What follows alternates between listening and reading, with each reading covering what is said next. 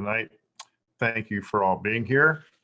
This is a special council meeting and a special town hall, actually, of the Duncanville City Council and staff invited as well, and our citizens to discuss the fire station #1 architecture and the planning stages. It's intended to be able to give information to our citizens about the progress that's been made on the construction of a new fire station to be located on Camp Wisdom to replace the one that was built in 1966, amazingly. The lead presenter for this evening is our Director of Public Works, Mr. Greg Ramey. He'll be coming on momentarily. Now, this is a part of a bond project that thankfully our citizens approved overwhelmingly in November of 2018. And the dollars allocated for this particular project, we are doing everything possible to stay within the budget. Mr. Ramey will talk about that in a little bit more detail as we go through the presentation. The need for a new fire station is quite evident. Having been built in 1966, it just does not meet the needs of a modernly equipped fire department. In fact, the new Quint that we bought, what was it, Chief, a couple of years ago now, I guess, or when that Quint was bought, it will not fit in fire station #1. That's how large it is. So we absolutely need one in order to take our equipment. And in addition, in 1966, the facility was not built to handle male and female firefighters. So we are really coming up into the right age to do this correctly. So as we're going into this town hall, what we're looking for is input from our citizens to tell us what they see. You're going to see some preferred architectural drawings in terms of what the facility is going to look like. And the fact that it is going to be the newest construction along the Camp Wisdom corridor in what decades, I guess, if we were to go back when the last time new construction was built along the Camp Wisdom corridor, this is going to be a monumental piece of architecture that can set the stage for what Camp Wisdom construction can look like in the future. So we're really looking for innovation in terms of that architecture, and I hope that our citizens are going to be pleased with the examples that we're able to show you. Present with us tonight, we have council members, Mr. Joe Veracruz from District 1, Mr. Don McBurnett from District 2, and we have Mr. Mayor Pro Tem Mark Cooks from District 4, and we have council member John Ed Jameson from District 5. We're very pleased that they're able to be with us. And as well, we have several members of our city staff that are intimately involved with the project. We have our city manager, Aretha Farrell-Benavides, and I'm not even going to say new city manager anymore because she's pretty well got her feet wet. She's not green behind the ears anymore. She's both feet on the ground and tackling everything that we have. But we do have, I think it's fair to say, a new assistant city manager in Robert Brown. Former police chief Robert Brown is now our assistant city manager, and we welcome him into that position. We have Kristen Downs, who is our acclaimed and honored city secretary for being able to carry things on with us here. I've already mentioned Greg Ramey, our Director of Public Works. Jackie Colton, our Assistant Director of Public Works, is with us. Our Fire Chief, Sam Rohde, Assistant Fire Chief, Greg Chase. Sorry, Greg. And we have Alex Hamby, our Public Information Officer, and Tracy Beekman is running things in the background as our IT Director. We also have representatives from the architectural firm and the construction firm, which Greg will introduce when it becomes time for that. So getting on with this in terms of doing just some housekeeping that's necessary in accordance with the Open Meetings Act. In accordance with an order of the Office of the Governor issued March 16th, 2020, is extended by the Office of the Governor on June 12th, 2020. The City Council for the City of Duncanville will conduct a City Council special meeting by video conference at 7 p.m. on Thursday, April 29th, 2021, in order to advance the public health goal of limiting face-to-face meetings in an effort to slow the spread of the coronavirus pandemic. This is an open meeting conducted by video conference. There is no public access to a physical location. And as was published, in order to speak during our meeting, and the agenda and links were sent out to individuals to pre-register if they would like to speak. And anybody that's registering more recently, Kristen Downs is being able to watch that. And if you want to speak, you need to press 9 on your phone's dial or to raise your hand so that we can call on you and take your questions or your comments in terms of how we go. So with that, we thank you all for being here tonight. We're looking forward to imparting this information on our new fire station, and I'm going to turn it over to our Director of Public Works, Greg Ramey. Mr. Ramey, floor is yours, sir.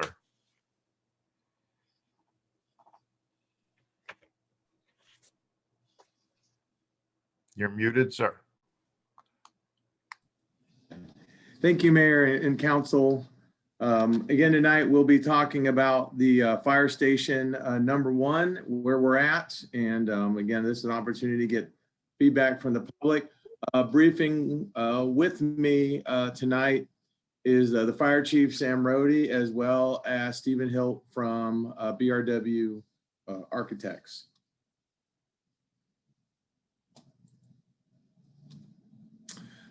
Just some background. The mayor hit a lot of these highlights at the beginning of the meeting, but again, during the November 18 bond election, $6 million in bond was voted on or approved by the residents for fire station number 1. That would come with a emergency operations center and include purchasing the land. In December, we awarded Core Construction, or identified them as our construction manager at risk for this contract. In May, we awarded BRW Architects as our fire station number 1 designers. We had a kickoff meeting. We've had some meetings about the concepts. In December, we briefed the council on the budget, the floor plan, and the initial exterior design concepts, which brings us to this meeting tonight. I do want to point out, I know for a lot of the residents, you're going to look at the timeline, but we had a lot of delays and slowdowns with due to COVID and trying to work through the beginning of the COVID, all the different video teleconferencing options, and getting that squared away. And we also wanted to make sure that we had some sufficient progress on the land acquisition so that we would be able to answer those questions about where is this fire station going to go. And so we needed to have a lot of those moving parts or variables locked in so that we could bring this to you public tonight. Right now, I'll turn it over to Chief Rohde. He'll talk about the current fire station. Chief Rohde. Yes, my name is Sam Rohde. I'm the fire chief of the Duncanville Fire Department.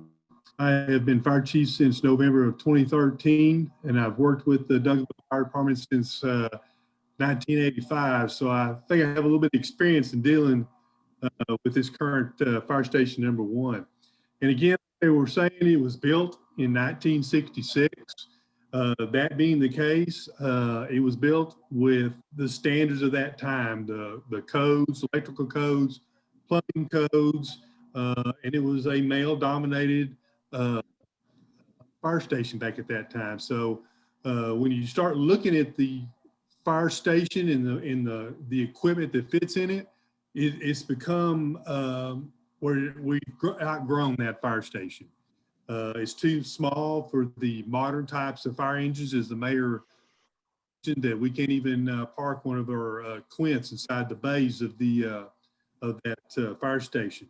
The sleeping area is an open concept, which is not really conducive to female firefighters, and the whole facility is very limited on the facilities to accommodate female firefighters. Currently, we do not have any female firefighters on our staff, but in the past, we did accommodate our female firefighters by having them stationed at Station 2. One of the big problems at that station is when we wash the fire equipment, there's all types of contaminants that are on those equipment from going out on the street, whether it be antifreeze, brake linings, oil, whatever. And when we wash that vehicle, the runoff goes down the driveway and it goes into our current storm system for the water.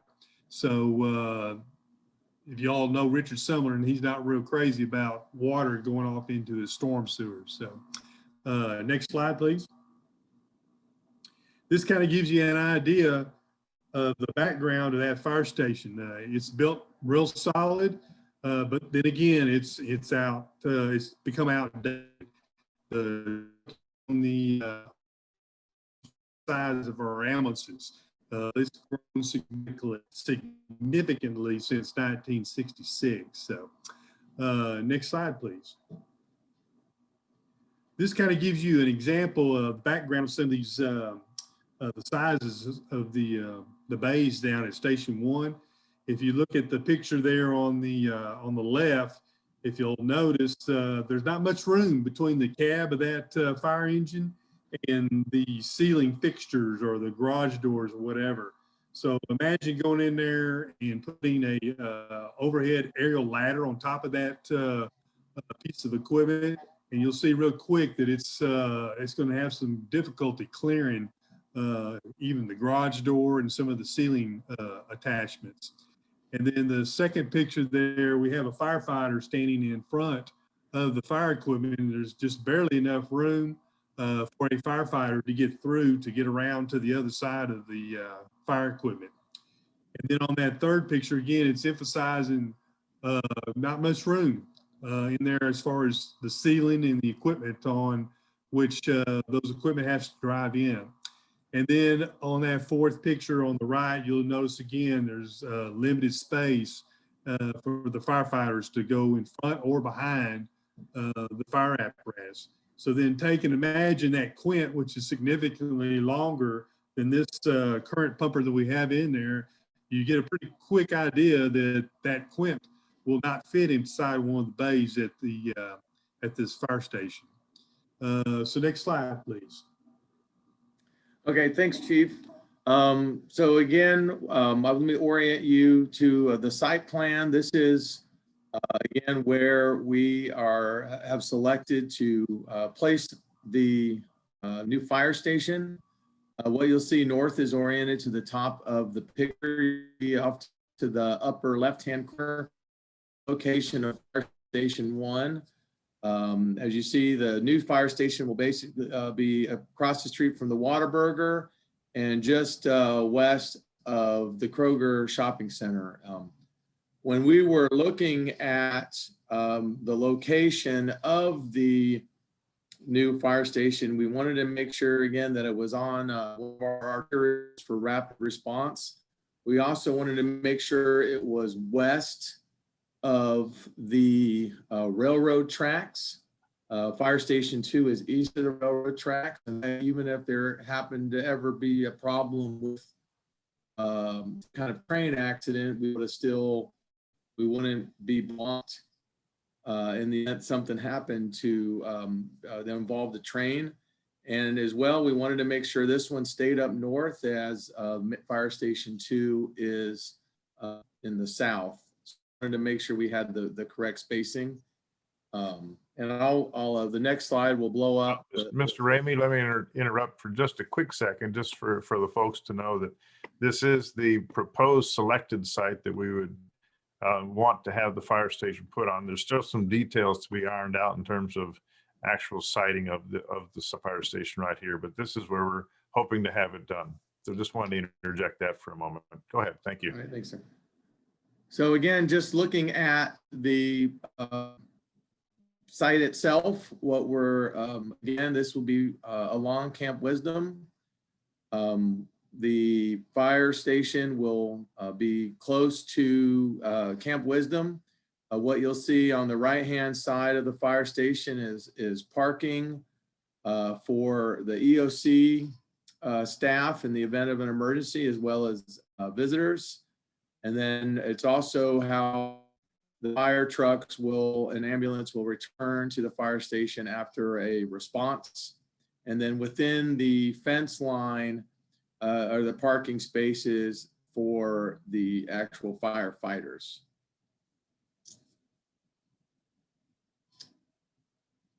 Again, here's our budget. This reflects the money that was set aside in the bond or and approved for the bond. So we budgeted $500,000 for the design, $20,000 for our pre-construction with our construction manager at risk. That's for his efforts in the pricing and everything that they're doing to get this contract out on the street and built. You'll see that we set aside $4 million to pay for the construction, $500,000 for what we call furnitures, fixtures, and equipment. That's all the gear that goes in the fire station. And then we budgeted $1 million for the land acquisition. And you see the total was $6 million. And then now I'll turn it over to Stephen Hilt with BRW Architects, who'll walk you through the floor plan, as well as present the two exterior designs that we are, again, looking for feedback. Stephen? Sure. So as you can see from the site plan that was presented earlier, the parking in this scheme is towards the right-hand side. And the main entry, as you see the lobby up front, would enter from that parking lot under a covered porch. And, that's, would have a place where you can call for assistance to 911 within that lobby, and also to notify someone within the fire station if you're there for assistance. Of course, if it's an emergency, you would call 911. So the lobby is a public interface point. And then it also has a treatment room that's adjacent to it, which also exits to the front bay. So if someone should need to go on an ambulance somewhere, it gives a convenient way to, do that first aid, first treatment. And if something's more serious, then it has that easy connection to pull the ambulance forward and get you where you need to go. There's also a public restroom off of that lobby, and the watch room, often called a report writing room. So it's not necessarily stationed 24/7 like they were in the old days, but it's where they write the reports for whenever there's a call that happens, and for other uses as well. But to the right of that, you see what is called the EOC. That has a multiple use for that large room. It's a training room for the fire department, but also EOC has been mentioned. It's an emergency operations center. So the existing emergency operations center at Station 2 is outdated and it's not large enough, and we need additional EOC facilities for the fire department and other departments to act in concert when there is an emergency response that's required. And you can see that there's a restroom and an IT room within that very wide wall. So this is required because under current codes, an EOC is required to be a storm shelter that can stay operational should there be a tornado.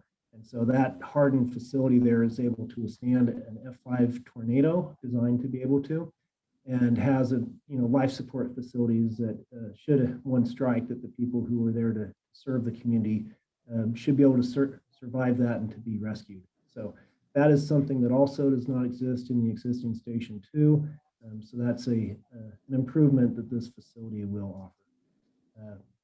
The rest of that on the right-hand side is familiar to those of us who know fire stations well. There's living spaces to the south of that EOC, and it has a lobby between it for the purpose that when it's in a training use or when it's in an EOC use, you don't really want to be circulating in and out of the firefighting living spaces. So it gives a way to get in and out, but also give the firefighters a way to get to that training directly from the station without going through the public lobby.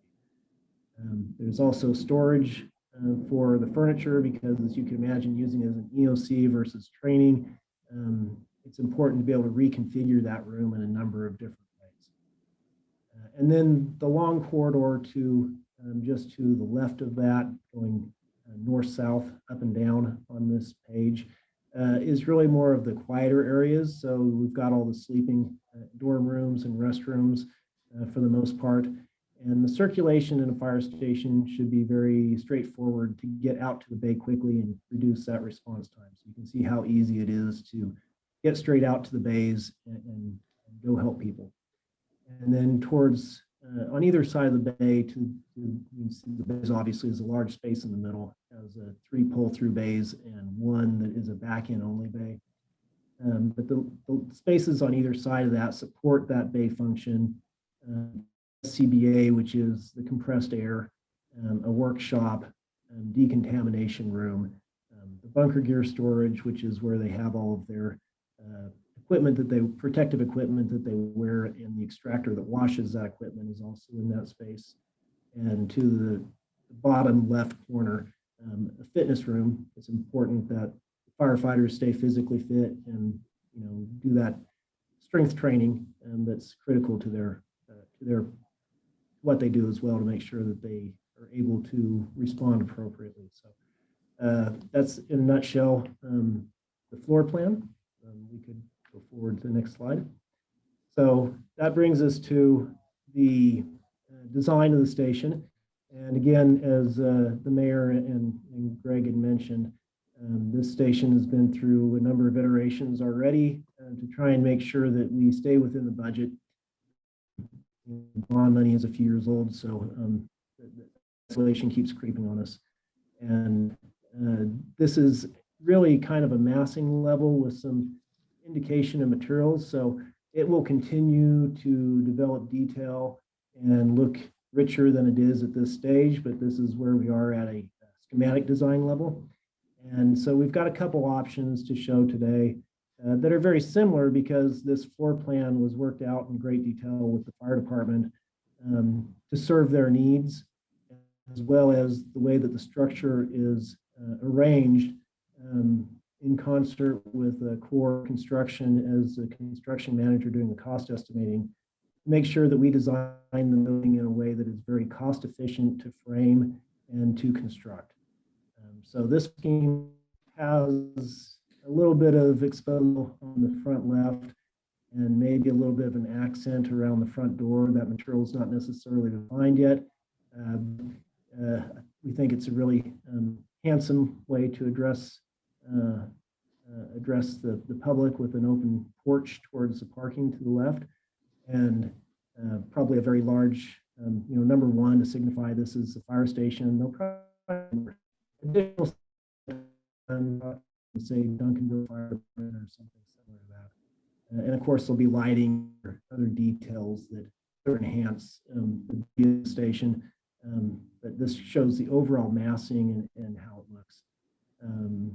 As a street presence with a modern, contemporary look and contemporary materials and color.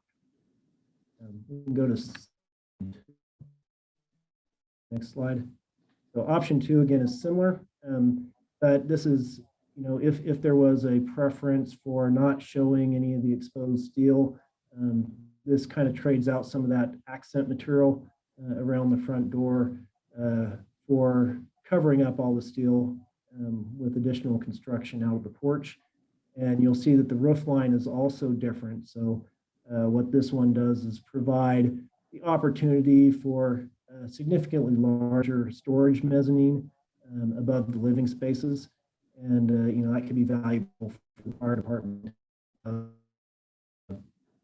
long-term growth of their storage needs, there's always additional things that need to be stored that aren't necessarily used frequently, but the fire department needs a place to keep those. We can go to the next. So just to put these options side by side, again, for the public. With option 1, option 2, we have the same contemporary massing and color palette. With option 1, the pre-engineered metal structure is exposed. In option 2, it's concealed. Option 2 is less expensive or option 1 is less expensive than option 2. But option 2 again has a different look, and it also provides volume for potential storage space. Just looking at the next steps, we have a public survey that is out. I've seen that available on Facebook and through other mediums, thanks to our public information officer to gather the feedback. We will be closing that next week as I prepare to bring the feedback from this meeting as well as the survey results to council the evening of the 4th during the briefing session. The plan is for the 18th is to have council approve the exterior design so that we can proceed to the next phase of design. And we're looking at a fall 2021 pricing package with our construction manager at risk to lock in the price of the cost of the construction. We will start that construction in winter 2021 with an estimated completion in spring 2023. At this time, that concludes my briefing, and I will open it up to questions. Thank you, Mr. Ramey, Mr. Hill, and Chief Rohde for your inputs during this presentation. Just one quick question that I wanted to have Mr. Hill respond to, maybe in a little more detail, is that he did mention that the design of this activity, this facility, was deeply coordinated with our fire department, Chief Rohde and Chief Chase. And so, Mr. Hill, is it fair to say that basically this activity has been designed from the inside out because of its unique operational requirements as a fire station? Well, we work both from the inside out and from the outside in. We look at it holistically together, both in the massing and in the floor plan. But the floor plan and the way that it lays out and the spaces relate to each other and how they reduce the response time, as the chief likes to say, the flow of the station. That is something that we would not violate in order to make the form of the building do something else, if that makes sense. So we're very cognizant of making, first and foremost, a fire station that functions the way that the Duncanville Fire Department needs it to. Right, thank you. And just one comment for our citizens. They may question, well, what's going to happen to the old fire station? In that photograph going back to 1966, it is a formidable building, as Chief Rohde said. It's built very well. I think maybe probably the easiest way to say it. It is our intention as a council and as a city to repurpose that building into some other activity. We don't have any discussions on that yet. It's so important to us. It could be a very, very important addition to the Camp Wisdom corridor, what we want to provide to our city. So I just wanted to make that comment for our citizens so that they understand that there's no intention to bulldoze the existing fire station number 1. The repurposing of it could be very important for our future. So City Secretary, do we have any comments coming in from our citizens? We do, and we will start with Rashid. If you could please allow him to speak.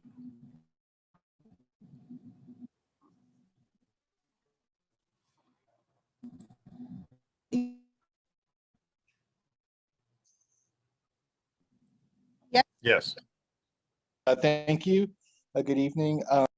The question I do have is, are there current plans to incorporate solar panels or even wind turbines with the new station?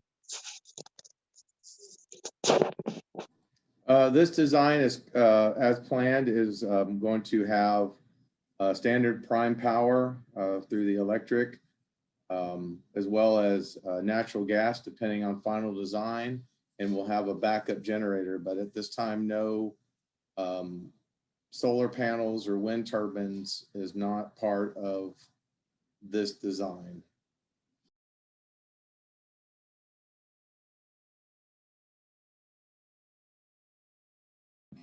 All right, we will go to our next person, and that is Derwin. If you could please turn on his microphone. Derwin, are you there? I am here. All right, go ahead, sir.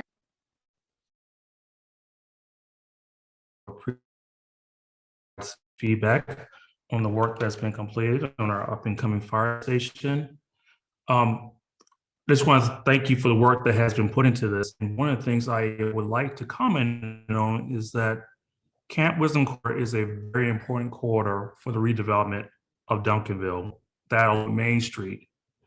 And the fire station is a great opportunity to set the tone for what we would like to see in development or redevelopment in the city of Duncanville. So I think it's important that we get this right. We are in the early stages of design and the concepts design. However, I think we should look at this and take it as an opportunity to really look forward instead of looking backwards where we want to be as a city. The current options that have been presented are good options, but I think there's an opportunity to do, as a function of the way the station's been designed, it's been designed very well for the firefighters and the flow. However, there's been some challenges with regard to the EOC and some of the other spaces being near the front of the building and have no transport.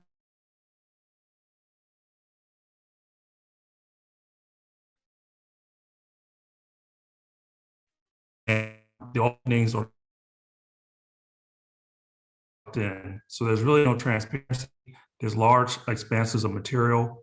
And I think there's an opportunity to even lighten up the facade a little bit as well from a material standpoint. We really want this to be a signature piece for the city of Duncanville. And I hope as design progresses that there's opportunities to enhance this, to bring something that's a little bit more forward thinking in regard to the way that we see ourselves as a city in the next 10, 20, 15, and 30 years. Thank you.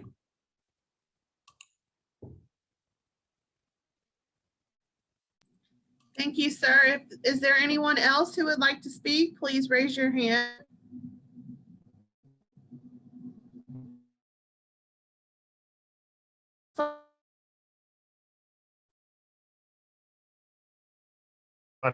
For our citizens who commented, and I know that the survey is being answered, and we're very hopeful that more and more citizens are able to complete that prior to our city council meeting coming up next week, in terms of Mr. Ramey being able to brief us on that. So to our citizens, we appreciate your concerns and your comments, and we're very thankful that you participated in tonight's. So with that, we're going to conclude, and the timestamp on that is going to be 33. Thank you, everyone. Have a great evening.